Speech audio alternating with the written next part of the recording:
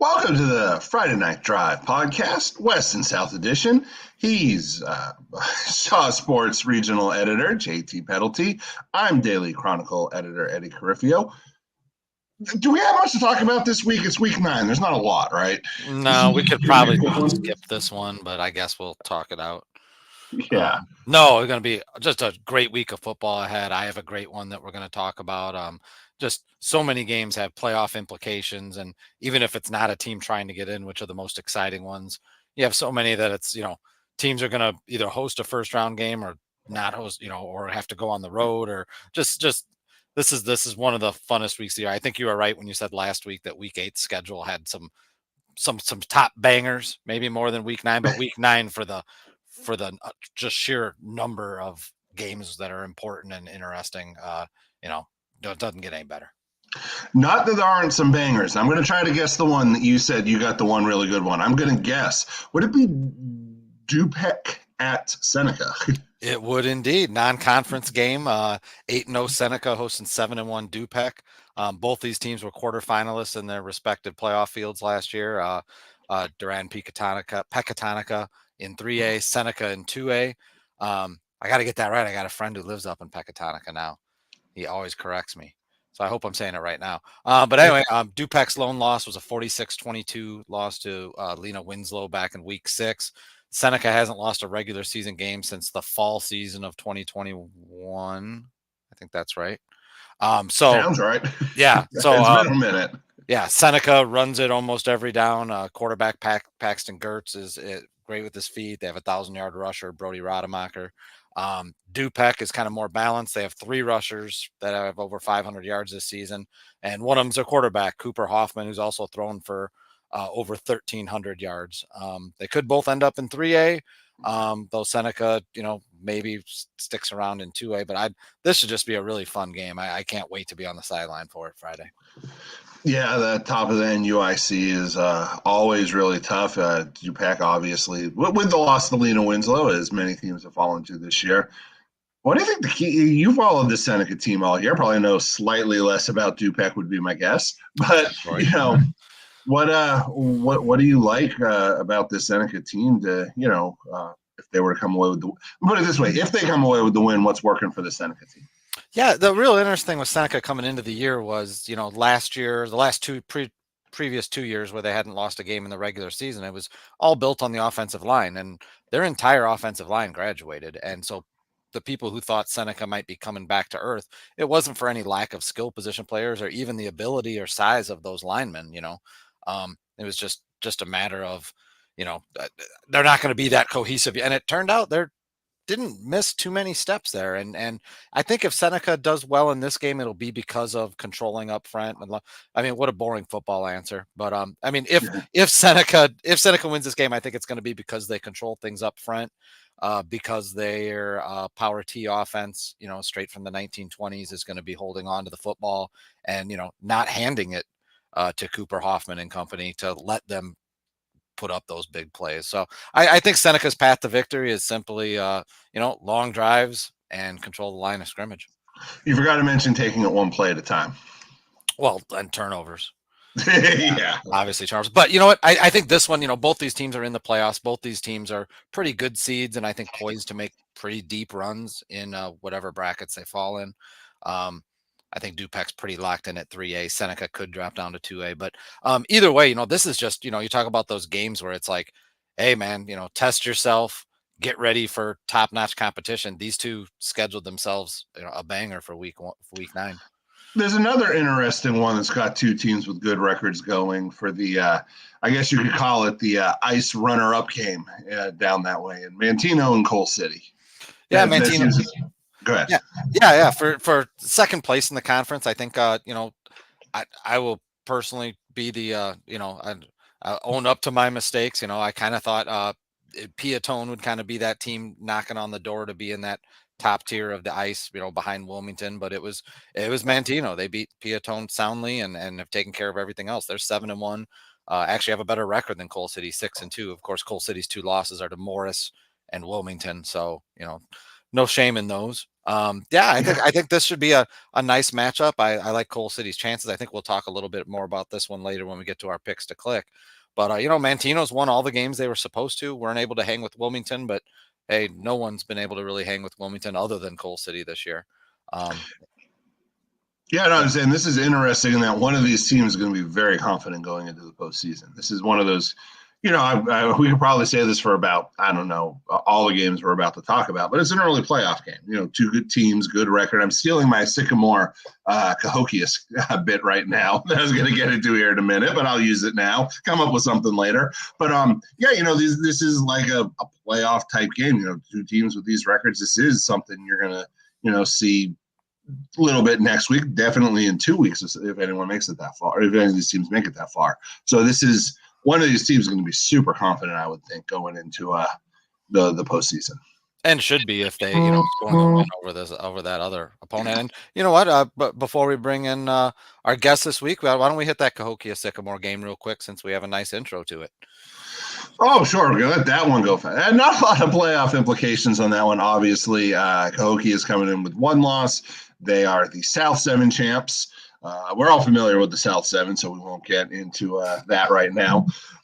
Sycamore obviously just won the Interstate 8 with that convincing victory over Morris. That was, I know we look ahead and not back on this podcast a lot, but man, I don't think anyone really saw that one coming. 42-0, just dominating from start to finish out of a Sycamore team that, again, one of the big themes in the start of this year was that the first 4 games of the year, all one-score games, and they came from behind in the first 3.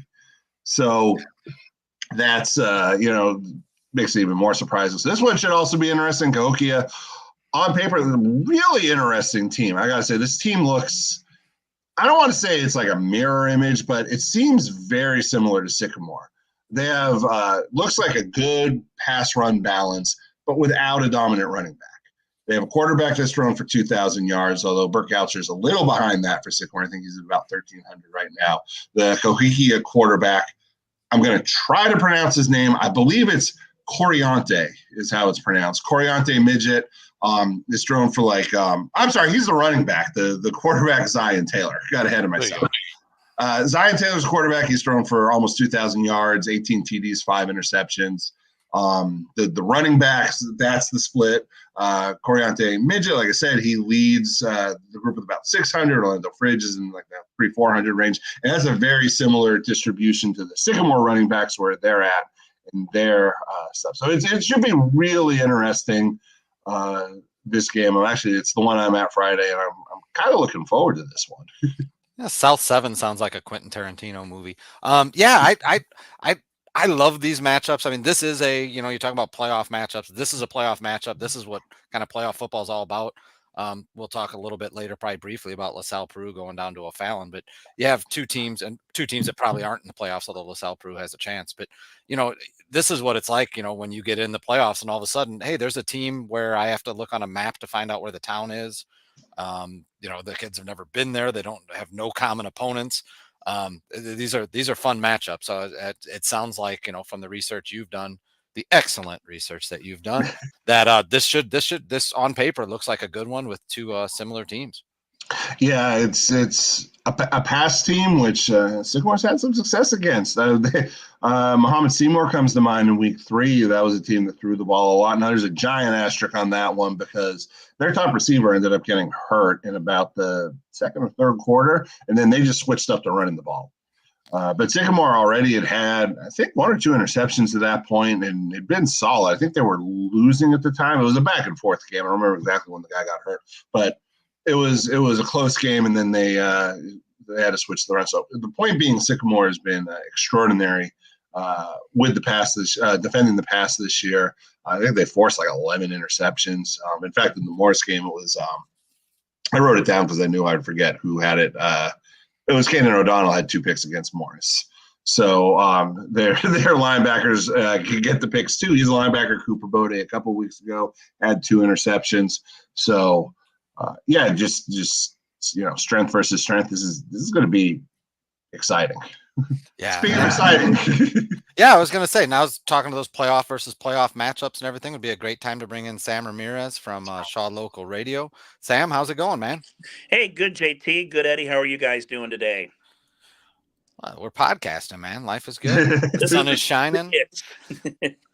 Hey, man, I know we've talked a few already of a kind of playoff team versus playoff team matches come up. We haven't really delved into those, win and get in matchups that kind of week 9, gets all the headlines. But, you've got a couple, what right off the top, I know you mentioned to us, Monmouth, Roseville and Newman Central. That's, 2 7-1 teams. Looks like a whale of a matchup.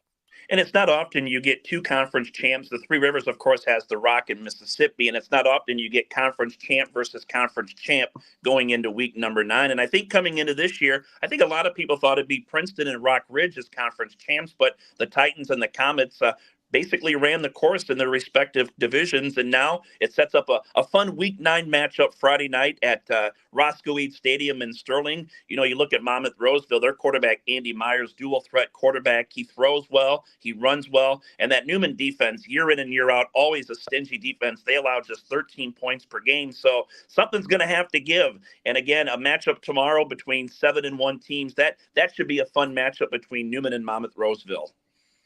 Yeah, I know Newman, I've had the pleasure of seeing them a few times over the years, and not always the most exciting football to watch, but that's their winning formula. And I'm sure it's exciting for them when they're, heading to the playoffs, beating opponents and advancing on.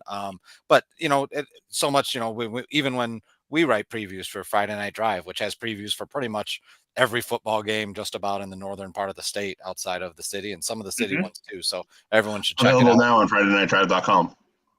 Like the plug. Is that flashing on the screen? Yes. But, even, when we do the preview, sometimes, we are as guilty, reporters are as guilty as anyone at following the football, writing about the offense. But Newman, just year after year, their defense has always been something that the program is built on.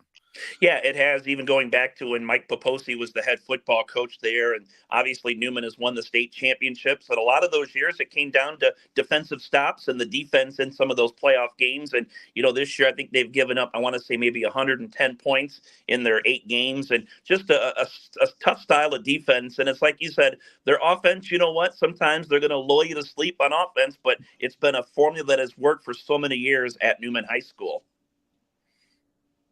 Absolutely. And kind of another one that you had kind of highlighted as a game you're keeping an eye on is Stillman Valley comes in 5-3 visiting surprise, surprise, undefeated Byron. Yeah. And, going back to last week, Byron had a game where everybody's talked about it.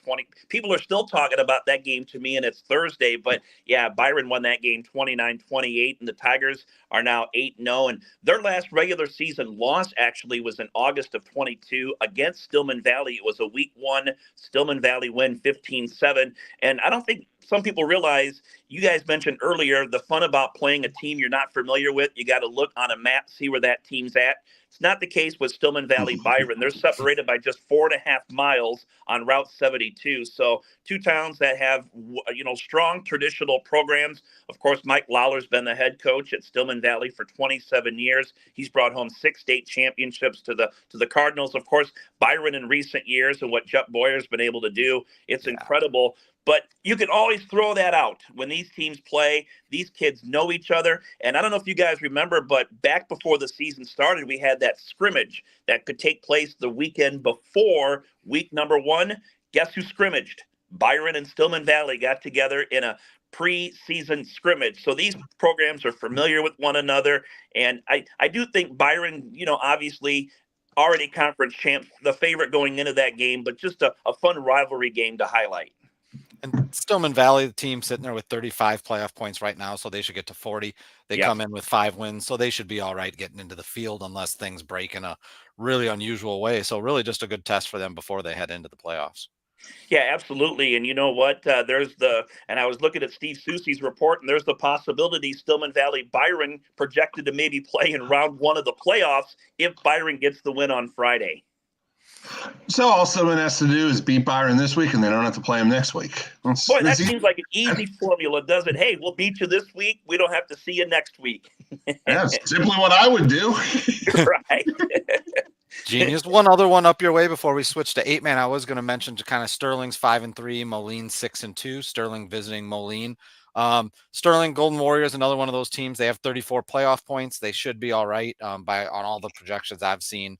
Once you get like north of 30, you should be in pretty good shape. Unless, like I said, things get weird. This is kind of a second place game in the Western Big Six Conference.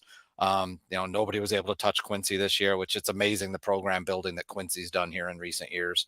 From a team that rarely had success to just a powerhouse, and always think of them as basketball just because of their cool introduction and all their success, but neat to see them do well in the football field. But Moline, one thing that I noticed, Sam, and I don't know if any of this is, Moline scores a lot of points. They put up a lot of points, but they've given up a lot. I kind of did the math, and it was tough math. I had to divide by 8. But Moline, their average final score is 38-24. So, you're talking about a team that's 6-2, but close games, they give up some points too. So there's an opportunity here for maybe Sterling to build a little momentum heading into the playoffs. Yeah, and outside of that game against Quincy, which Sterling only put up 6 points, couple of field goals, the Golden Warriors have put up points this year. They put up 41 last week in a win over Rock Island. So, don't be surprised if Sterling goes on the road and it's something like a 38-30 type ball game. As you said, Moline scores a lot, but they give up a lot, where, again, not counting the Quincy game, Sterling has played defense really well this year. And, 5 wins, like you said. And if you remember last year, they went 4-5, got into the playoffs, and actually went on the road and beat a Chicago Public League team by 50 points. And, first time, I believe, a 4-5 team had won an at-large berth and went on the road and did get a win. So this year, 5 wins. That was a big win over Rock Island last week. And like you said, sitting comfortably right now. But you're right. That could be a high-scoring game at Moline on Friday night. I think a lot of people forget that about Sterling because of what Nazareth ended up doing, getting in as a 4-5 team and, winning a state championship. Yeah, that's true. So a lot of people forget that Sterling, they got one too, which a favorable draw is a 4-5 to get to, face a Chicago Public League team. But, or oftentimes that can be a favorable draw for downstate teams. But that's a very good point. And I know you had an 8-man game on your radar. Last year, Amboy Lamoille, Ohio was, the top dog in 8-man. Polo taking that throne?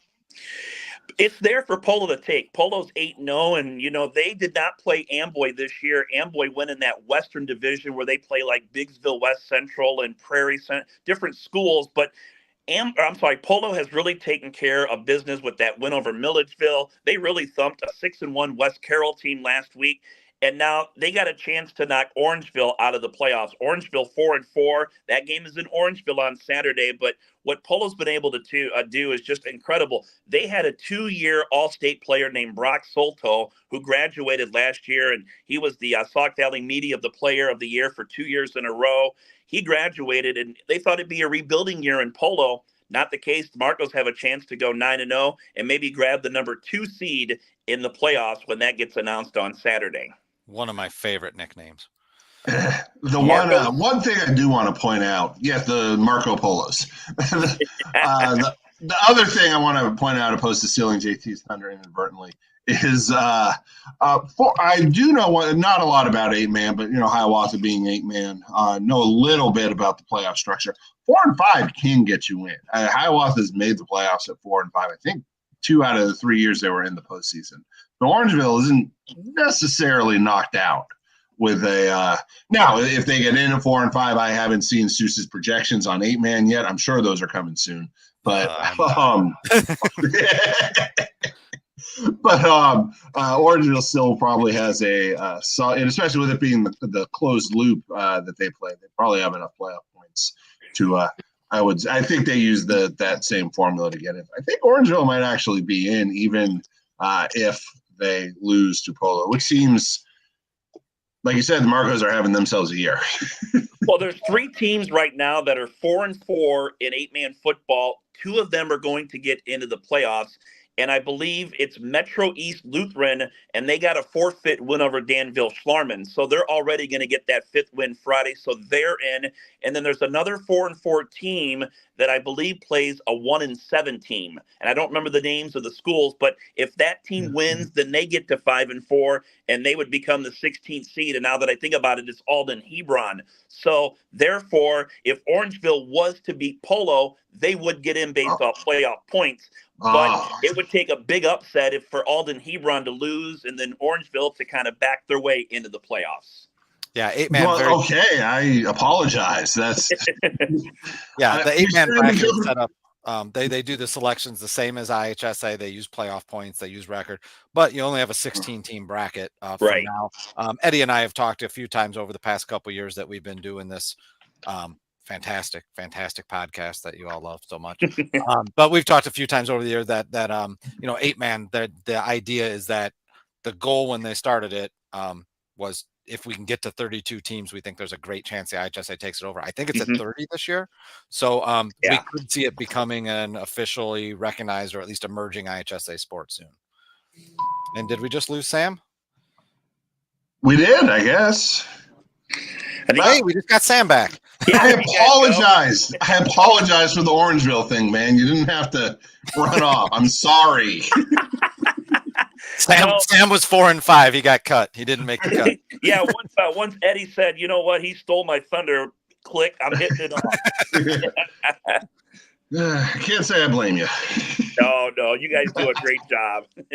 As do you. We love having you with us. And Sam, before we let you go, at the end of our show, we always do a player pick to click.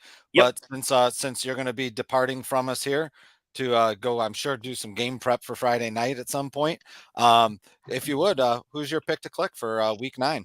I'm going to go with Caden Considine from Byron. He returned last week against Dixon, rushed for 130 yards, and he started as a freshman. He's now a junior, and I got a chance to watch him play his freshman year, and I was in awe of what he was able to do. So he's a kid you've been able to watch kind of come up as he's gotten older, but he missed 7 games this year, returned against the Dixon game, against Dixon in that game on Friday.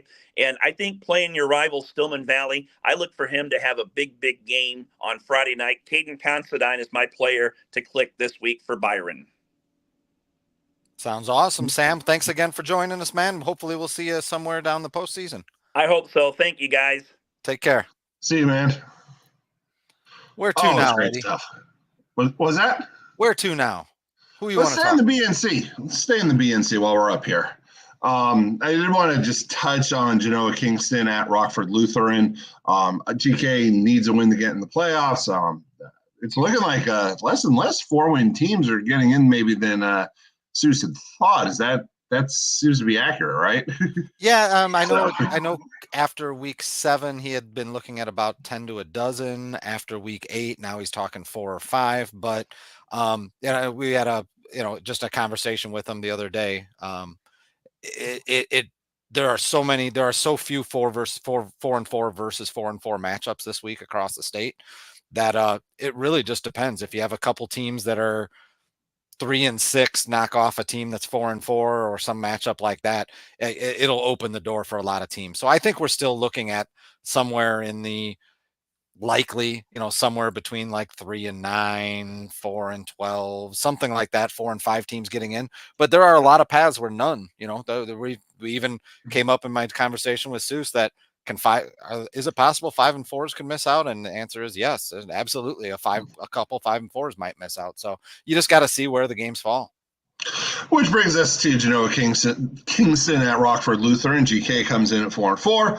Rockford Lutheran 6 and 2. I've been wondering, all year, where exactly this Rockford Lutheran team was. Were they toward Byron and Dixon at the top of the BNC? Obviously, they lost to both of them. Or were they more toward the middle of the pack where there's, I believe it's 113 teams with 4 or 5 wins right now in the conference? And the answer is they seem to be a little more toward the top. The last 2 weeks, they've had just solid, convincing victories. 21-0 against North Boone, 24-0 against Oregon. And those are 2 teams from that middle of the pack. GK is another team in the middle of that pack. So this is obviously one GK needs to have any shot at making the playoffs. Cam Davicos, the coach there, said they're going to pull out all the stops. He even, like in passing, mentioned whether we're under center or out of the spread, and like my head just like blew up at that point. So GK talking about the spread. I mean, they throw the ball a little more this year than they have in the past. Nathan Kleba, I believe, has done a great job at quarterback. Aiden Hodgson is obviously in the wing T. Everybody's a tight end, but he's actually like an actual tight end, like size-wise. Like he'd be, he's 6'4", athletic. He's also a great basketball player. That starts in a couple months or a couple weeks too, so that's worth pointing out. Patrick Young had a TD reception last week, so it's a team that has passing elements. So it's going to be interesting if they think that they can exploit something there, and that gives them a chance against a Crusaders team, that's been really tough against any team not named Dixon or Byron.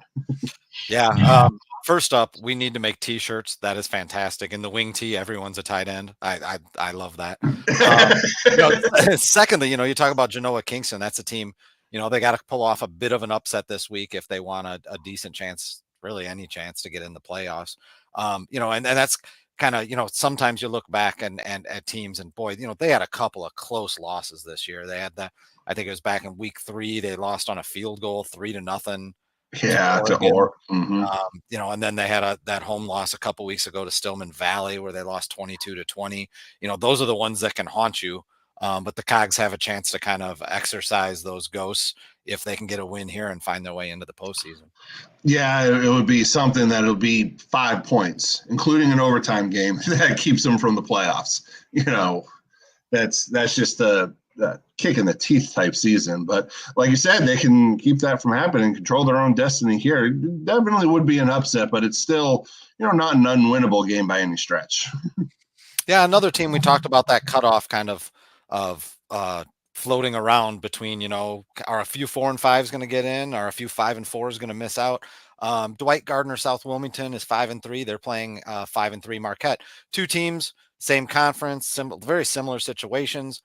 Second time they're playing each other. First time they played was a really close game. I think it was 26-21 Marquette, but they're kind of approaching week 9 and from different points of view. I mean, Gardner South Wilmington comes in with 29 playoff points, so you're probably going to finish in the low 30s. I mean, their big problem is, they played some good teams, but they also had numerous teams that are coming into week 8 or week 9, 0-8 or 1-7. And that just, obliterated their playoff point total. So, if teams are going to miss, they're on that candidate list. If 5 and 4 teams miss, to maybe be one of those teams, to be on the wrong side of that cutoff. So they probably need this one a little more than Marquette. Marquette has, was going to finish probably in the low 40s in playoff points. So they should be just fine and getting in, even if they were to lose this one. Of course, they don't want to. But I think this is, Marquette's locked into that 1A field. Dwight maybe has a little work to do to get into 2A. So we've talked a few times this year with these teams playing each other twice that the second meeting always seems to be closer. The first one was 5 points, so you can't get too much closer. Yeah, you want to talk about a kick in the teeth, after any year missing the playoffs after a 5 and 4 season has to be just a death blow. But especially in the year considering where it was looking like for a while, they were going to be a bunch of 4-win teams. So he said they probably don't want to mess around with fate, and they're looking to get 6 points better this week, I'm sure. Yeah, I think this will be a good one in Ottawa. Or Charlie Ellerbrock is going to be covering this one, and I think it'll be a knockdown, drag-out war. They're regional rivals, they're conference rivals, and they're both sitting there at 5-3, very similar resumes. Should be I think just a fantastic football game. Let's go down south for a couple really quick minutes for a couple games that may not have the biggest implication playoff-wise, but still could be interesting. 2 games. Is O'Fallon in Belleville as well? So we're going to Belleville? Close enough, yeah. Okay. Let's start with yours and LaSalle Peru at O'Fallon. LaSalle Peru 3-5. O'Fallon 1-7. Sal needs this win and needs a lot of stuff to happen. They do. They've got 37 playoff points, and they're in that, Interstate 8 where you think, you're going to get some help from some other people scoring some wins. So, they could reasonably approach 45. probably won't get quite to 45, but something like that in playoff points. So that would put them in that conversation of 4 and 5 teams if they can get this win. O'Fallon, only one win this year. So, like to think it's a gettable one for the Cavaliers. It's a long shot, but it's a shot, and that's where you want to be in week 9 is have a shot. I mean, you don't want to have to travel 222 miles one way for the game, but that's kind of where the schedule fell for LP. So, I think LP, they take care of business, and then you stay up late watching Steve Susie on Live with Friday Night Drive as he moves his magnets around and figures out who's in the field and who's not.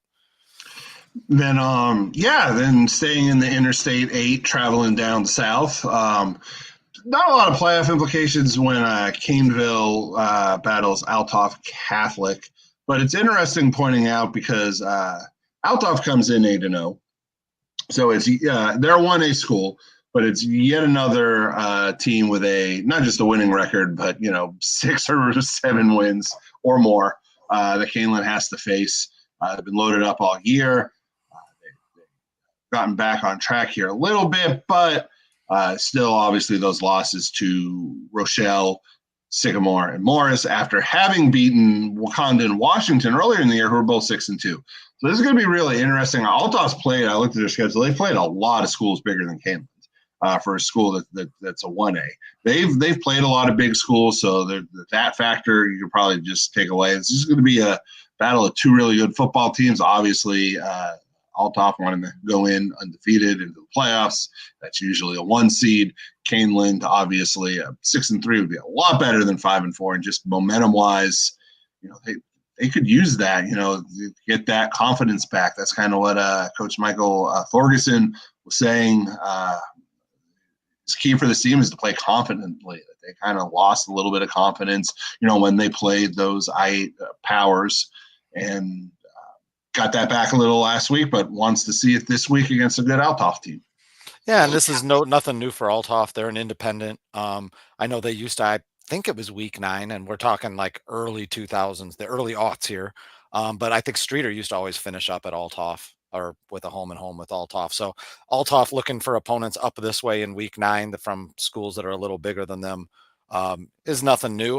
Man, I was just looking up, when you brought it up, I just, pulled up on the IHSA's website, Althoff's, man, they put up some points. I mean, just going down the line, this is what they've scored this year: 41, 61, 49, 53, 49, 54, 46, 55. So 1A, 10A, whatever, they know how to they know how to score the football. So I think this will be a good test going into the end of the season. One thing worth pointing out in the Interstate 8 is how pretty much everyone has to travel. I mean, Rochelle originally had, I want to say, a Missouri team that ended up dropping. So they didn't have a game. They're playing Marion, I believe, De La Salle dropping their football made that possible. But aside from Ottawa going to La Salle to play St. Bede, all these teams are traveling far or playing someone like Cahokia at home, like Sycamore is, that's really far. And I think the farthest, is it not, is Morris, yes? I think so, but it's, not by a long stretch. And Illinois is a long state. That's one of the things that stuck out to me is, LaSalle Peru's trip to O'Fallon is only 77 miles farther than Morris's trip to Byron, Michigan. Morris 5-3, playing 7-1. Byron Center. I believe Steve Susie said that Byron Centers, they're the equivalent of being maybe like a 6A team. What a 6A team would be in Illinois. So roughly Morris's size, maybe a little bit bigger. Byron Center has 1 loss, and it's by 2 points to a team that's ranked in the top 5 in the Michigan poll. I assume that's an Associated Press poll, but I'm not sure. Whoever does the poll in Michigan for high school sports, and the interesting thing about this game, Morris trying to bounce back from, just another game, it's the second time this year. Rochelle was the first one, and now Sycamore, where, man, we expected a really great game, and just Morris wasn't able to, pretty much right from the start, wasn't able to keep up. One of the interesting factors with this one, in addition to Morris trying to bounce back, is Morris, this is a game, if it goes, let's say Morris were to go up there and take the loss. You've got Morris sitting there at 5-4, potentially dropping in the 4A playoffs. Could be 5A again, but very easily could go 4A. I think the last time Seuss ran the projections, they were 4A. You've got a 5-4 Morris team probably visiting some poor, unsuspecting 9-0 or 8-1 team in the Class 4A bracket who's like, yeah, man, we're ready for a deep run. And all of a sudden the bus comes up and it's Morris coming to town. I mean, that's a tough draw. Yeah, that's there are going to be some even 6-3, 7-2 battle. 8-9, whatever that ends up being, 7-10. That's still a similar thing, not necessarily what you would expect, but Morris. I'm just kind of it's shocking. Like you figured right off Rochelle is just kind of a fluke thing, had an off night, whatever. But then last week against Sycamore, obviously, so they'll right the ship. They'll right the ship. It's another tough battle. We talked about teams needing wins. Kalen needing some confidence going in, needing to play confidently. I'm sure Morris is in a similar situation, where they need this win, and if they play like the way they know how, they can get this and make a run. Yeah, I think Rochelle's a little bit larger than Morris in enrollment, but not by much. Morris's other two losses are, to teams with enrollment of, Peoria High, I think is 1,172 and Sycamore's 1,270, or maybe I got those mixed switched. But, you're talking about teams that are quite a bit bigger than Morris, and who cares? It's 11 on 11 on the field has always been my policy. But when you get to the playoffs, it does matter. So, Morris isn't going to be meeting up with Sycamore or Peoria High. Rochelle, maybe. But all of a sudden, you got this team coming in, possibly dropping down a class, possibly coming in 5-4, and just Morris is just just a guillotine hanging over top of the heads of some teams' enjoyment of Saturday night. I bet as they watch the IHSA pairing show. Yeah, slow motion reaction. Oh, I think that's all up here. Is that all that we get everybody? I think we got everybody. That's everyone I was hoping to talk about. Who's your pick to click this week, Eddie? My click to pick, I mentioned the Sycamore passing game. I mentioned how good their linebackers are at getting picks. What's weird is I believe it's their starting two cornerbacks.